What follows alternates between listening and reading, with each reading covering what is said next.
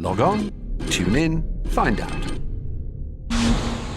Another good idea from Cambridge. To introduce our second speaker, Andy Hone from Kent. We'll talk about algebra and geometry and Somos sequences.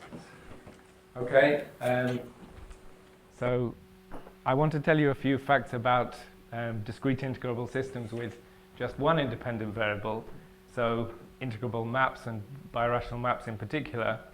And I'm mainly going to concentrate on some very specific examples, and one very simple example in particular, which from the point of view of integrable systems theory is extremely simple. It corresponds to an integrable Hamiltonian system with 1 degree of freedom in the discrete case.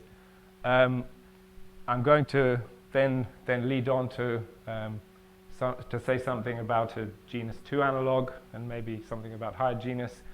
And also in doing so, I want to say something about what we mean by a tau function, because in the lecture of Iter-Inter we had some discussion about what really is a tau function and what does it mean. So I'm going to try and give you maybe a slightly different perspective on what a tau function means. And then if I have enough time, I maybe will show you one very interesting example of a non-integrable map, certainly an algebraically non-integrable map, and see if actually we can actually make sense of the idea of the tau function even in this non-integrable setting. Okay, but the example that I'm going to start with really originates in number theory, in particular with integer sequences. So that's where I'm going to start off now. So, of course, when we learn about integer sequences at school, we normally learn about this sequence, and we can start off with these initial values, and many of the properties of this sequence are very familiar to everyone. One property that maybe is not always well, we don't always learn from, if you like, with our mother's milk, is that it's what's called a divisibility sequence, that Fn divides Fm whenever n divides m. Okay, and this property, this divisibility property, you can generalize very straightforwardly if you take, let's say, any second order recurrence with integer coefficients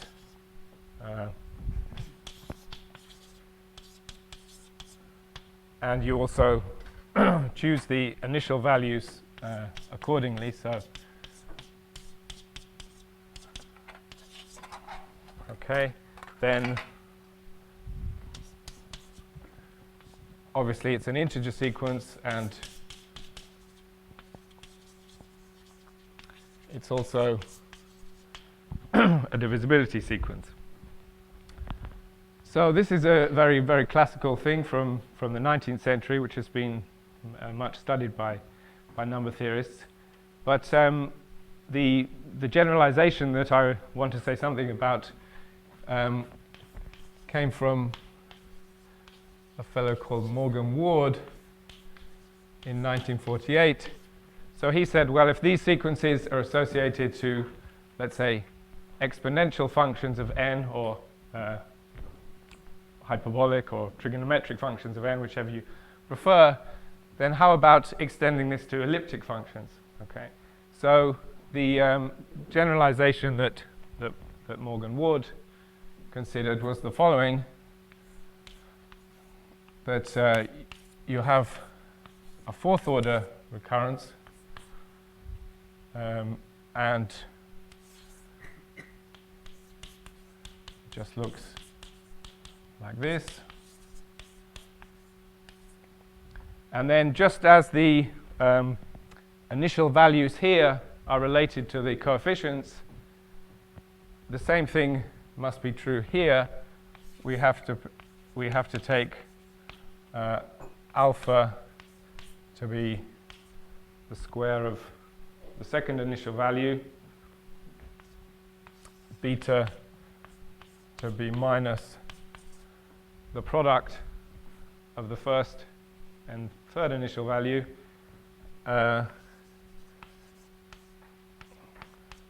you have to start with a 1,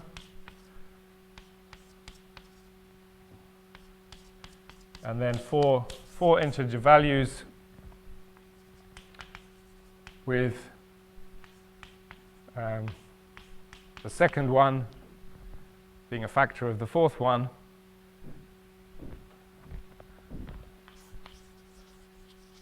and then the theorem of Morgan-Ward says that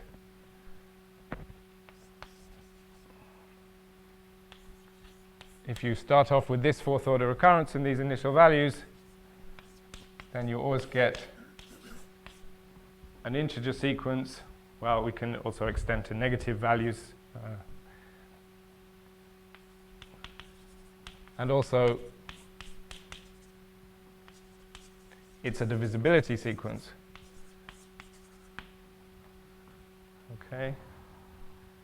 And you can think of this result in a way as a byproduct of the classical theory of elliptic functions, because this sequence can be parameterized explicitly by the Weierstrass sigma function of an associated elliptic curve. So sigma of z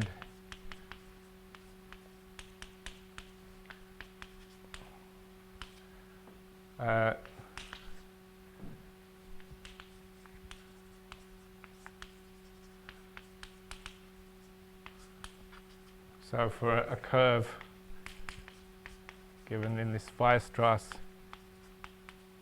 cubic form with invariance G2 and G3. So, okay, I'm not giving you the proof, but the proof, essentially, you can get it from the addition formula for the sigma function. And a bit of work. That's how it works.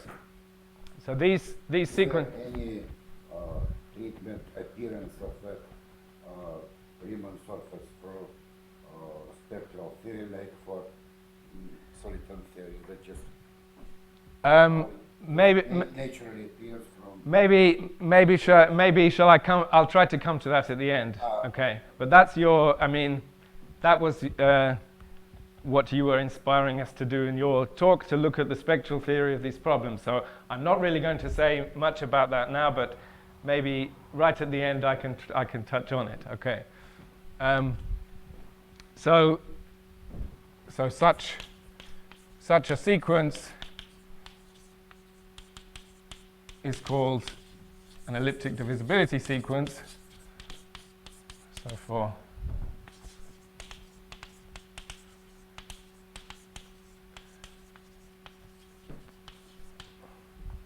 and in fact, the classical case you can think of as really the natural degeneration of this when the discriminant of the curve vanishes. So in fact, you can prove that any second order linear recurrence will also satisfy one of these fourth order things. That's quite an easy exercise.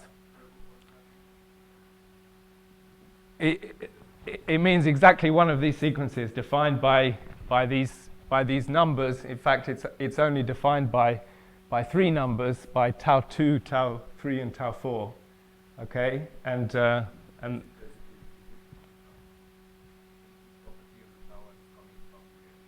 yes, exactly. Yes, that's right. The relation and the other relations all come from the addition formula for the sigma function. There is probably a formula for G2 and G3 for your data. Yeah? Indeed, I can show you these formulas in a minute if you like. Indeed, yes, that's right. So these sequences have been some interest to number theorists. Some of you may be familiar with the Chudnovsky brothers from work in integrable systems, but the Chudnovsky brothers actually did also some interesting work in number theory, and they looked at prime numbers appearing in such sequences. They found some very huge prime numbers appearing in these sequences. Now, it turns out there are some recent results and some probabilistic arguments which show that in general you wouldn't expect to see infinitely many prime numbers in such a sequence. Although if you look at a linear recurrent sequence, then you may well expect to see infinitely many prime numbers. So for example, if you know the Mersenne primes are all prime numbers of this form, and there are believed to be infinitely many of them. Okay, so somehow the elliptic case, there are not as many prime numbers, but there are some very precise results about where new prime factors can appear.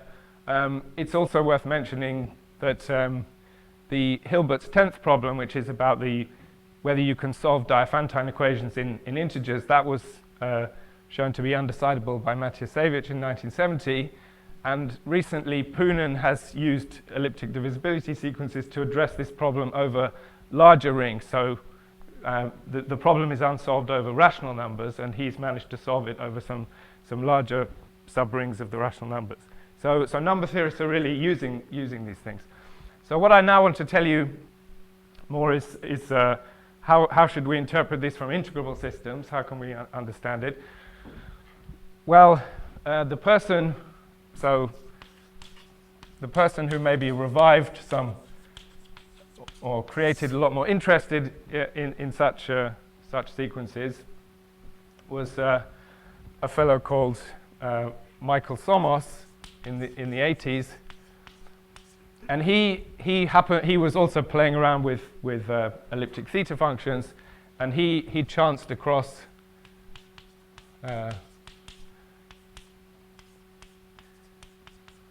this example, which looks very similar but slightly different. So the same kind of recurrence, and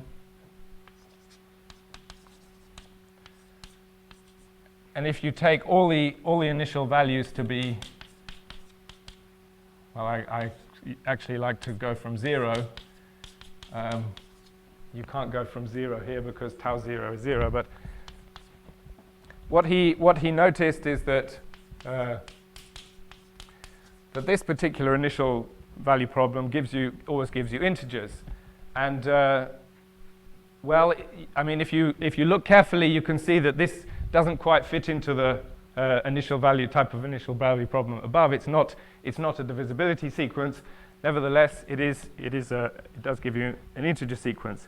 So various number theorists, Bombieri, Zagier, various people understood the connection of these sequences with elliptic curves, and in fact, it's natural to consider the general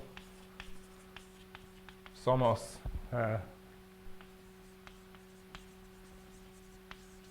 okay, so take this recurrence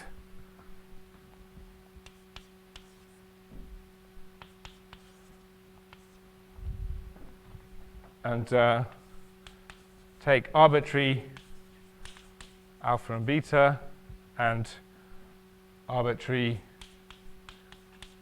for initial values. And then, in fact, it turns out this is naturally associated with an integrable map. So in fact, a map of QRT type, or a special case of the Quispel-Roberts-Thompson map. So how can we think about this recurrence as a map? Well, if you think of it as a map, as a birational map in 4 dimensions, then okay, the next it just looks like so what do I want?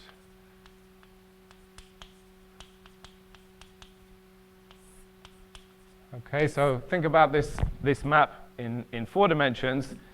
Then actually it's a Poisson map with respect to a very simple Poisson bracket.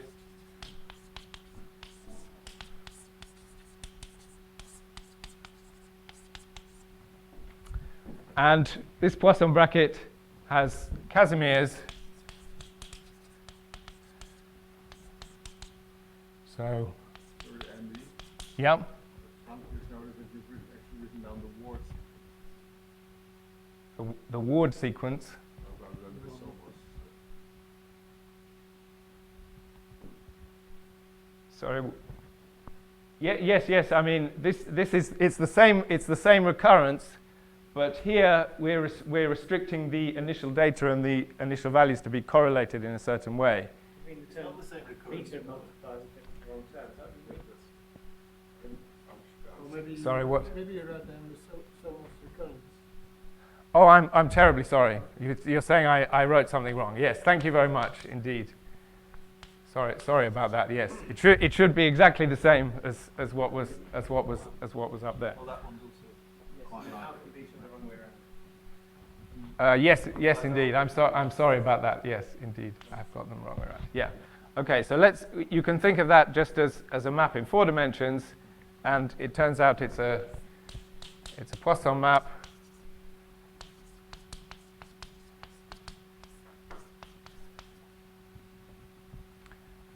These are the Casimirs of the Poisson structure. So the way to understand this is that if you now project down onto the xy plane, so let's say x, y, then this map in 4 dimensions fibers over the plane, and so you get a map in C2 which is like this. So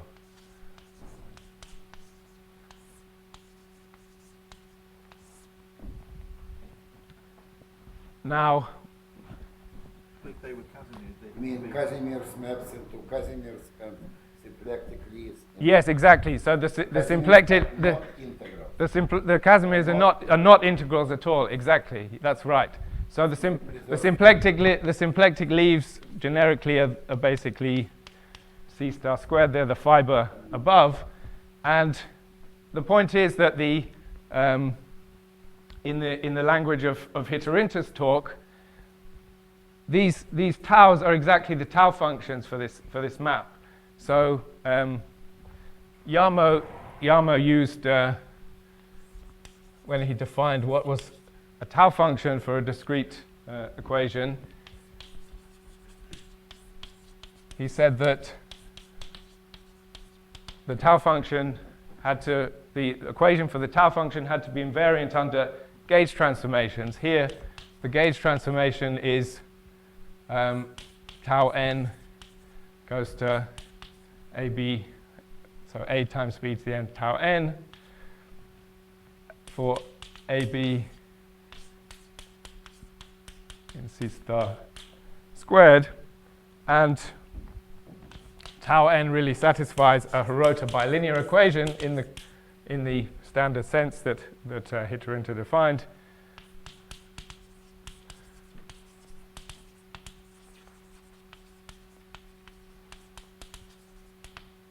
So you can write the equation, now that I've corrected it, you can write it as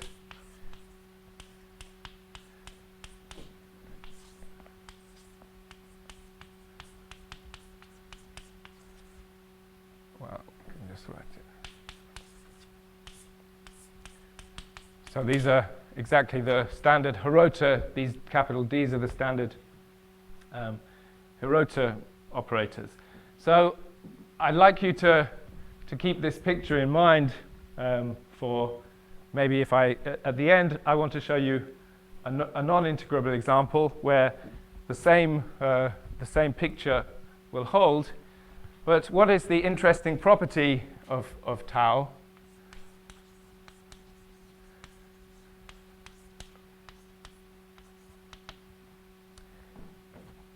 Well, this is a rather surprising fact, and this can be seen, if you like, as a deeper explanation for why you get these integer sequences, is that if you look at the iterates of this map in 4 dimensions, then you find that they're polynomials in the 4 initial data and their inverses.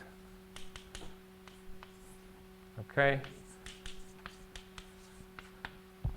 Laurent polynomial. Exactly, Laurent polynomials. So this is called the Laurent property.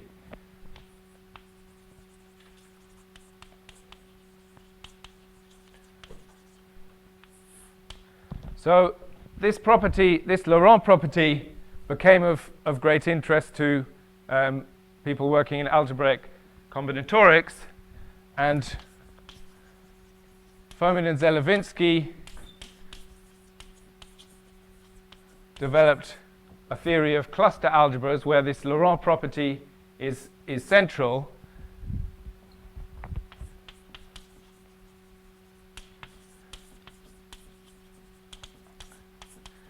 And what they proved, Sorry, Andy. yes. I'm missing something. Is this essentially a deep statement? Well, this is a very surprising property of a birational map, because if you have a birational map and you iterate it, you know that you're going to get rational functions, but there's no reason. If you look at that form, isn't it pretty obvious? No, not at all, because look at the last expression. So, I mean, I can show you the miracle with integers, but then you can believe me that No, I can see. if I do this Somos 4 with these particular initial values and alpha and beta being equal to 1, then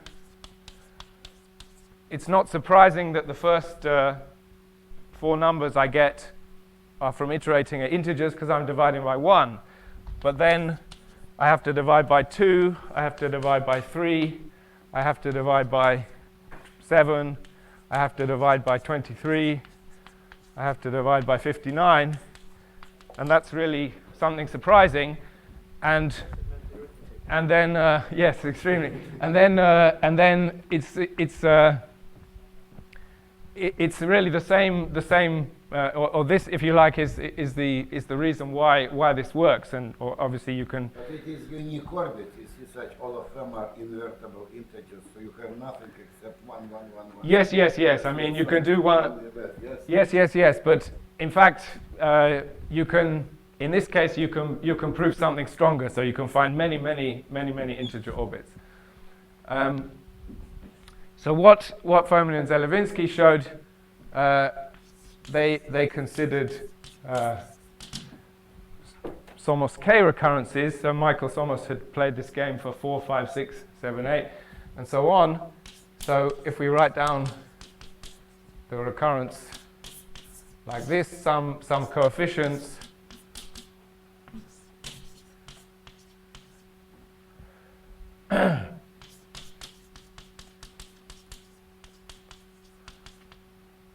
right? Then you can play this game. You could choose alpha. You could choose these coefficients alpha j to be integers. You can look at this particular orbit 1, 1 of a whole lot of ones, and see what you find. And what you find is, yes, Somos 4 has this Laurent property. Somos 5, 6, 7, and then 8.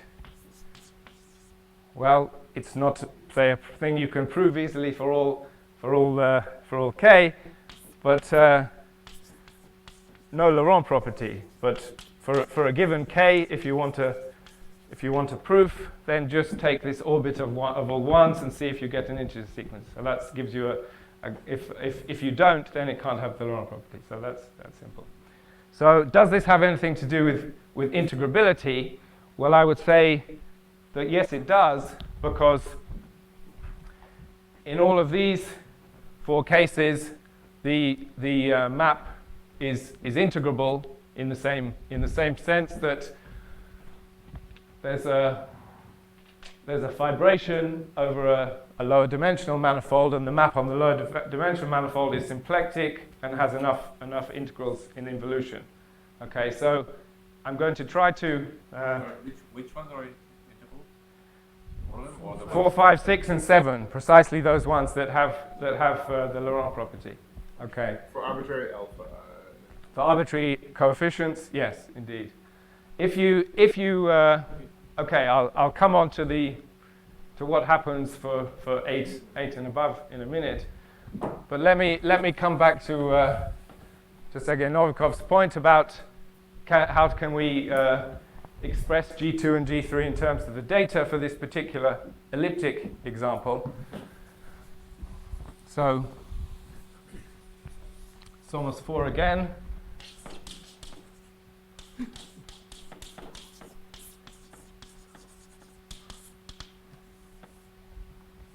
Well, the map in the xy plane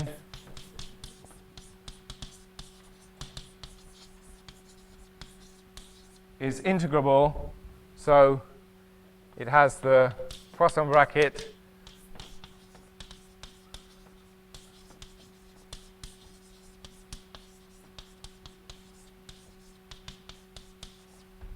and the invariant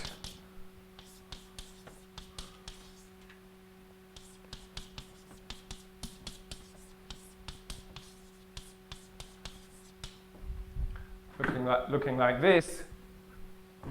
And then what you'll find is that the general solution of this map can be given exactly by the Weierstrass p function up to a shift. And then what you find is that the associated Somos 4 sequence in general, the solution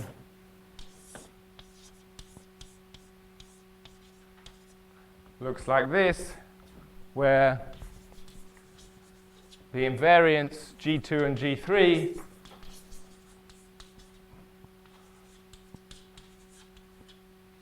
are some specific rational functions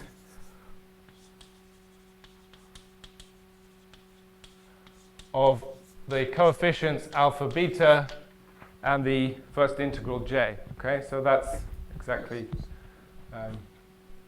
what we would hope, and it's an integrable system with 1 degree of freedom.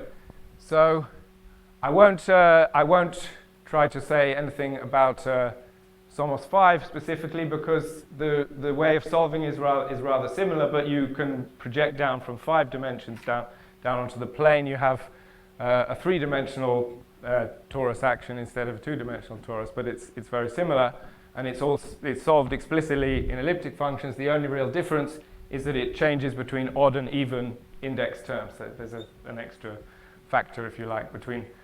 Oh, and I'm sorry, I've missed out this C star action, which is rather important. So there are 2 parameters here. There are another 2 parameters, G2 and G3, and there are 2 more parameters, U and V, complex numbers on the Jacobian of the curve. So that's 6 parameters, and if you think about the initial value problem for this 4th order recurrence, you have 4 initial values and 2 coefficients. So the parameters are exactly right, and you can really pin down the initial value problem precisely. So let me now move on to say something about the genus 2 case, which is Somos 6. Okay. Well, one thing that I can mention, which will be useful in a minute, is that if you have a solution of a Somos 4 recurrence, then it also satisfies a Somos 5, Somos 6, Somos 7 of a precise form that you can write down in terms of some Casarati determinants. So there's a very simple way of generating a Somos K sequence which is satisfied by any given Somos 4. And the coefficients of these higher order recurrences again can be given as essentially rational functions or algebraic functions of alpha, beta, and this first integral j. So Sorry, can you come back? yes, come back. How rational? From 4 to 5 to 6, the map in other parameters, is that inverted? From 4 from 4 to 5 to 6 in no, okay. You only have for a given sequence you only have these 6 parameters. So it's not a general Somos 6, Somos 7. Okay, it doesn't have enough parameters. So a Somos 6 has a Somos 6 has six initial values and nine parameters, and it projects down to a map in C4. And now what I claim is that the general solution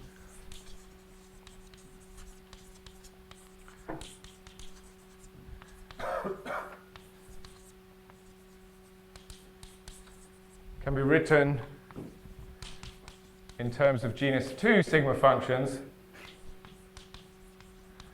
So it's very convenient to use the Kleinian sigma function, which is developed in the monographs of H.F. Baker and has been studied in a lot of detail more recently by Buchstaber, Anolsky, and Lakin.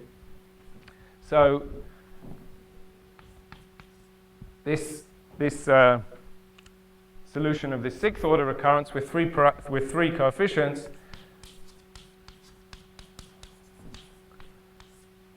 I claim can be written like this.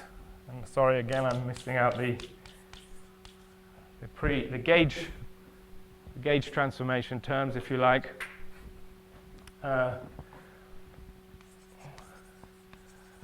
Okay, so U and V are complex vectors in two-dimensional vectors. Sigma is the Kleinian sigma function for a genus 2 curve.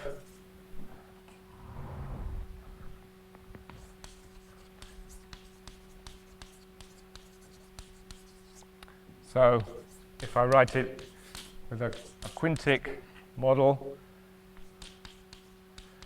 well, I could put a coefficient of x to the 4th, but I can always shift that away. So the curve, to specify this curve, I use four parameters, and then I have these 2 coefficients a and b at the front, so that's 6, and I have 2 vectors in C2, so that makes 10, so something's wrong. And what's wrong? Well, there's a constraint.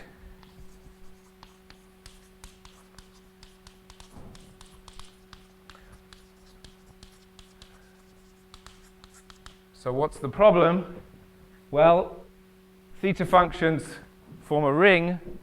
So say theta functions in 2 variables form a ring, and if we have theta functions of a specific weight, then there's a finite dimensional vector space of such functions.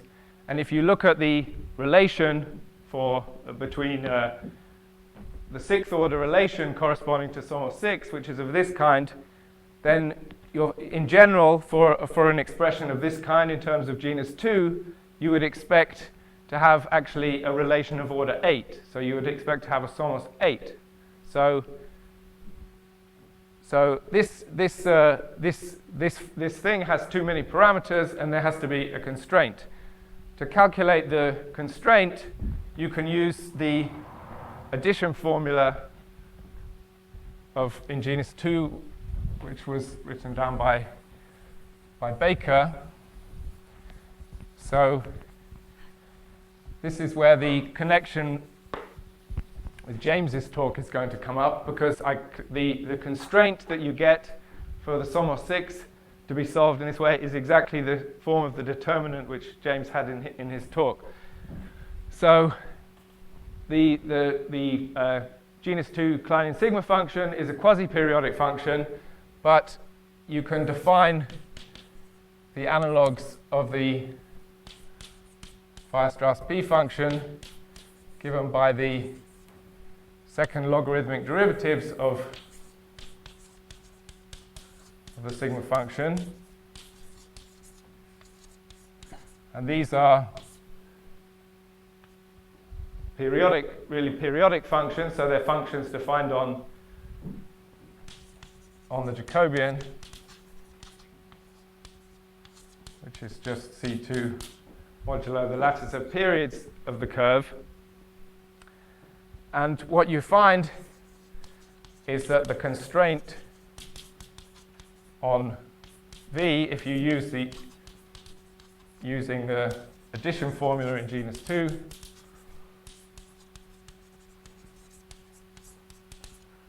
has this form. So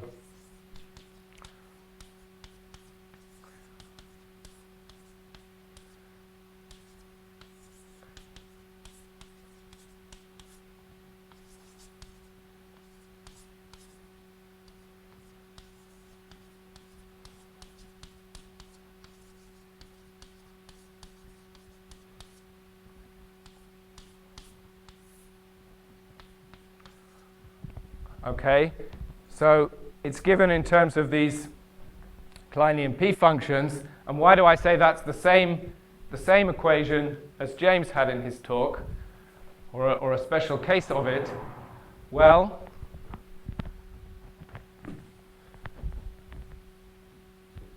in genus 2 there are three of these functions. There's p11, p12, and p22, and they give you affine coordinates on the Kummer surface of the curve, so they satisfy a single quartic relation which describes the Kummer surface. And in terms of the Abel map, so if we have V is given by integrals of holomorphic differentials on the curve, and I'm just specifying the point by the x coordinates, then P12 and P22 satisfy the Jacobi inversion problem, which is that given a point V on the Jacobian, how do you reconstruct 2 points on the curve? So the x1 and x2, if you like, the x coordinates. So the solution of the Jacobi inversion problem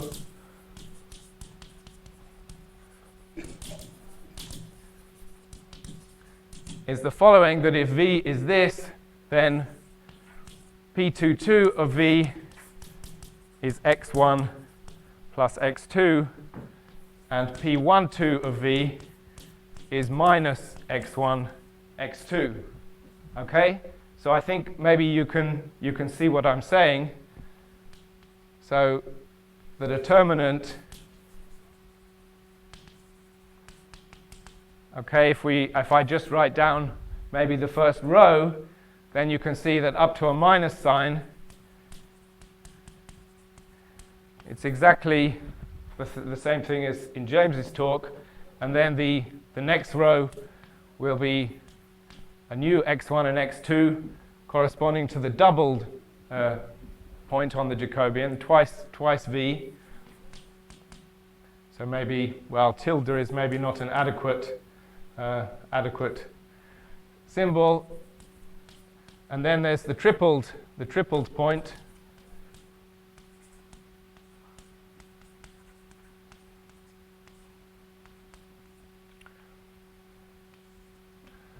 Okay, so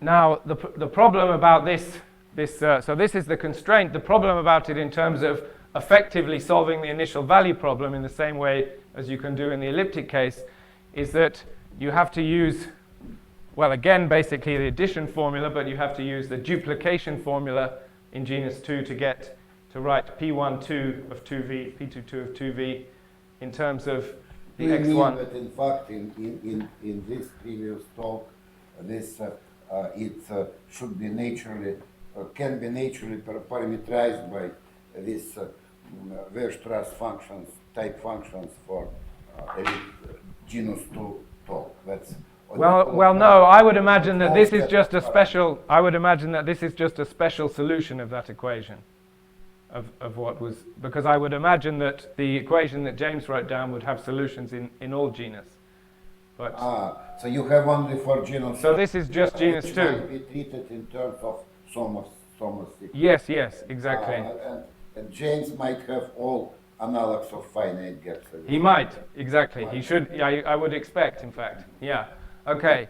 So let me just say a couple more things. So, okay, so one thing is that in genus 2, it's very hard to make this constraint explicit in terms of a given pair of points on the, well, so a fixed point on the Jacobian, U here, another fixed pair of points on the curve with a constraint, and then reconstruct the coefficients of the curve from this data.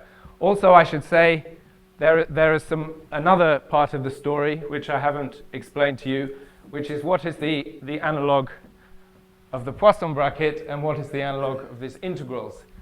Now, it turns out that just as every Somos 4 sequence satisfied associated higher order Somos K sequences, for Somos 6, you find that every Somos 6 sequence satisfies, there's a break, and then it satisfies a Somos 9, Somos 10, and everything higher than that.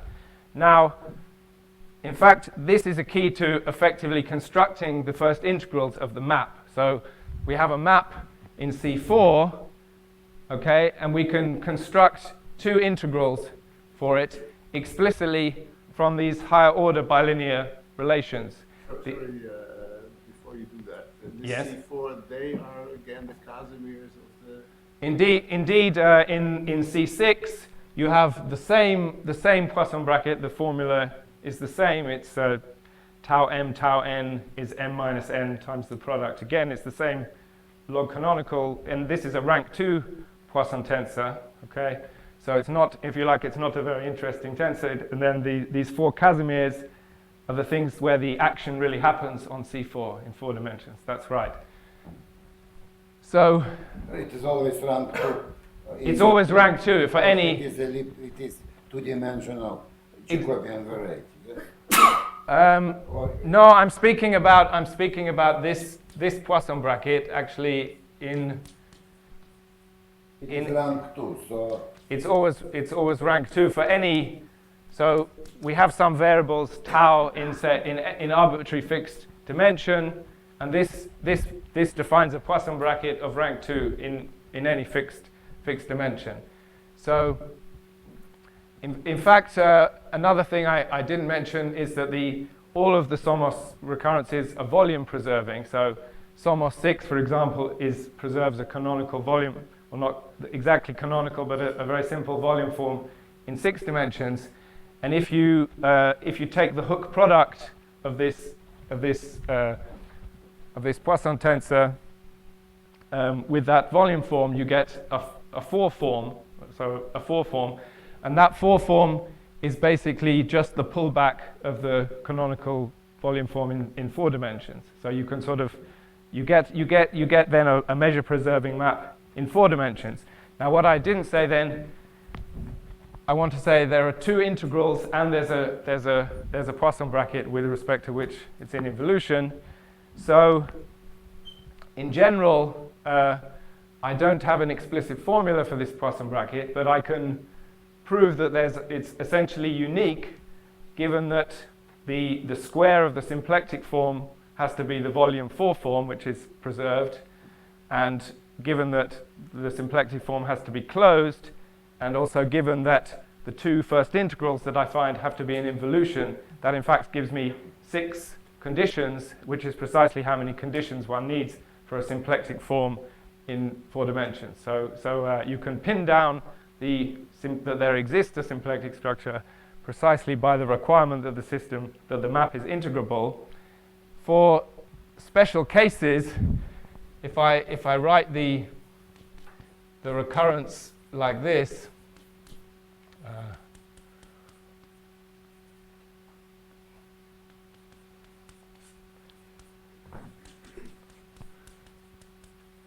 so with 3 parameters, alpha, beta, gamma, then if the product, so if one of these parameters is 0, then I can find an explicit symplectic form for this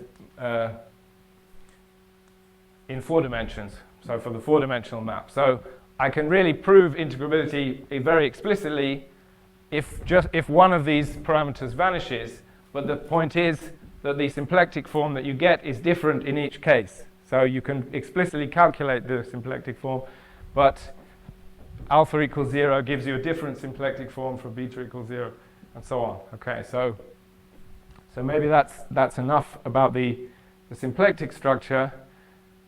I didn't really tell you how should I calculate the first integrals. Well, what I mentioned is that every 6th order Somos satisfies higher order ones of order 9, 10, and so forth. The coefficients are constants on each particular orbit, but they vary with the orbit. And so, in fact, they are first integrals. You can calculate them as functions of the initial data. So all that you need to do is solve a linear system. So if you have bilinear relations satisfied by tau functions, then you can actually calculate first integrals explicitly by just solving some linear systems. So this is quite an effective procedure. What would I say just to conclude, because we're nearly at time? What happens when the story for Somos 7 is rather similar. I don't want to speak about that now. If we go to Somos 8, then we find, for example, in genus 2, if we write down such a function with 10 free parameters, then it satisfies a Somos 8 recurrence, but it doesn't have enough parameters to be the general solution of such a recurrence, which has 12 parameters, if I'm not mistaken. So it can't be given by such a formula. Can it be given by, say, higher dimensional theta functions? The answer, I would say, is a resounding no, because if you take the canonical choice of orbit with 8 ones and all these coefficients to be ones, then you can look at the complexity of that orbit by counting the heights of the rational numbers that you obtain. Okay? And what you'll find is that the numerators and denominators of those rational numbers grow double exponential. So not just exponential growth, but doubly exponential of exponential.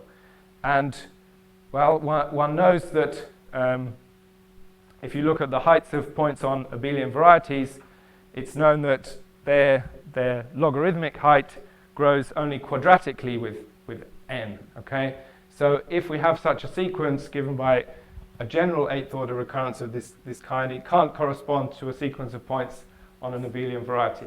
So I would say that in this case, the Laurent property picks out the integrable cases of these maps. Okay, but just to say one last thing, there are, well, I mentioned at the beginning, there are many examples of also non-integrable maps where one can construct the same picture.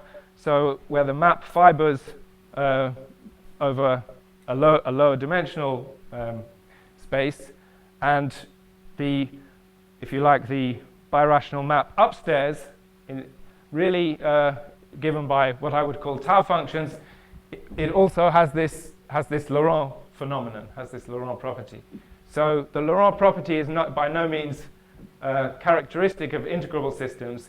There are many non-integrable systems, many more non-integrable systems where one can construct birational maps with the Laurent property.